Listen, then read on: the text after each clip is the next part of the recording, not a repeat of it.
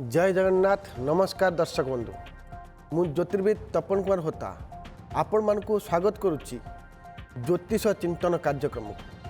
श्री पंचमुखी हनुमान को पूजा कले कि लाभ हेब एवं केमिति पूजा करबा एवं कौन पाई पूजा करबा आसंतु सही संपर्क में जानिबा आजिर ज्योतिष चिंतन रे।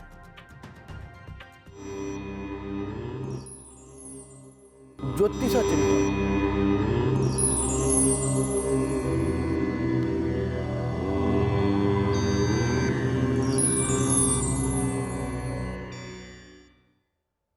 श्री पंचमुखी हनुमान को पूजा कले कि लाभ हेब केमिति पूजा करबा एवं कौन पाई पूजा करबा।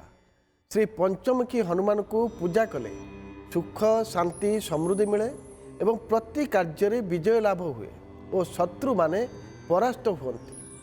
श्री पंचमुखी हनुमान प्रथम अवतार हेउची बानर मुख, तेणुक शत्रु ठारू जितिबा पाई बानर मुख को पूजा करा जाए। श्री पंचमुखी हनुमान द्वितीय अवतार हेउची गरुड़ मुख, सबु कष्टरू मुक्ति पाइबा पाई गरुड़ मुख को पूजा करा जाइथाए। श्री पंचमुखी हनुमान तृतीय अवतार हेउची बराह मुख, जीवन रे मान सम्मान मिलिथाए एवं आयुष वृद्धि हेबा पाई पूजा करा जाइथाए। श्री पंचमुखी हनुमान चतुर्थ अवतार हेउची नृसिंह मुख, जीवन रे भय दूर होइथाए, शत्रु माने परास्त होइतांती। श्री पंचमुखी हनुमान पंचम अवतार हेउची अश्वमुख, जीवन में थिबा मनस्कामना पूर्ण होता है। तेणुक श्री हनुमान को वास्तुशास्त्र अनुसार घरर भीतर पट कांथ उत्तर दिग पट कांथरे दक्षिण दिग को मुख करी लगाइले घरे नकारात्मक शक्ति दूर होता है एवं शुभ फल प्राप्ति होता है। प्रतिदिन श्री हनुमान पंचमुखी हनुमान पाखरे धूप दीप देवे एवं मंगलवार और शनिवार दिन झुणा गोगुल घी महु कर्पूर को मिश्रित करी पंचधूप देवे एवं राशि तेल जालिबे। दर्शक बंधु, आमे जानिचु जे पंचमुखी हनुमान को आमे पूजा करिथाउ। तेबे पंचमुखी हनुमान स्वरूप काहे केला ना जेतेले भगवान श्री राम एवं लक्ष्मण को उद्धार करबा पाई पातालपुर को जाइथिले एवं महिरावण को बद्ध करबा पाई पांचटी रूप धरिथिले बा पांचटी मुख से नैथिले। जो महिरावण पांचटी माछी पाली जहाँ कही आम भ्रमर बा महुमाछी, से महुमाछी को ग्रास करने पांचटी मुख हनुमान धारण करते। तेणुक से दिन ठारू हनुमान को आम पांचटी मुखरे पाइचु एवं से पंचमुखी हनुमान को पूजा कले आम जीवन में सुख शांति समृद्धि किछि अनेक प्राप्ति होता है। आउ गोटे कथा कही रखी दर्शक बंधु, जितेबाला आपण पंचमुखी हनुमान सम्मुखें बसुंट बा पूजा आराधना करुँच चालीसा पाठ करने समय सम्मुखें एक पात्र रे जल रखिए, जल मध्य तुलसी किछि रखिए।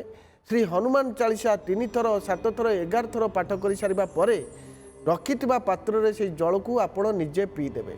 एहीपरि जदि करंती देखिबे आपणक जीवन में जहाँ बाधा विघ्न थिला ता दूर हेबो।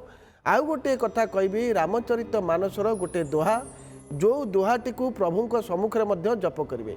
कवन सुकाज कठिन जग माही, जो नाही होइता तो तुम पाई। पुनर्बार कही रखुची दोहाटी, कवन सुकाज कठिन जग माही, जो नाही होइता तो तुम पाई। यही दोहाटी को पंचमुखी हनुमान के सम्मुखें जप करेंगे।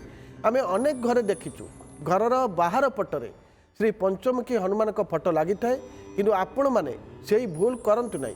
केबे हेले घरर बाहर पटरे फोटो लगातु नहीं एवं सदा सर्वदा श्री पंचमुखी हनुमान फोटो को घरर भीतर पटे लगातु। तेज दर्शक बंधु, यहीपरि भाव में जब पंचमुखी हनुमान को आप पूजा करुँच आपण सबु क्षेत्र में सफलता पाइबे। किंतु गोटे छोटिया नियम कही रखुची, मंगलवार शनिवार आमिष खाइबे नहीं, मंगलवार शुद्धतार सहित शनिवार शुद्धतार सहित श्री पंचमुखी हनुमान को जब आराधना करती जीवन प्रत्येक दुख कष्ट सबुकिछि दूर हो आपण जीवन में स्वास्थ्य बहुत भल रहिबो, स्वामी स्त्री मध्य दाम्पत्य जीवन सुखमय रहिबो, पिला मानकर पाठ पढ़ार उन्नति हेबो। एहीपरि भाव में प्रतिकार करंतु। आ पिला मानकर पाठ पढ़ार उन्नति पाई प्रति मंगलवार शनिवार दिन तुलसी पत्र श्रीराम लेखि अर्पण करंतु, जहाँ भी समस्या रही समाधान हो पार। दर्शक बंधु, आज समय पुणी आगामी ज्योतिष चिंतन देखा रोची। जय जगन्नाथ।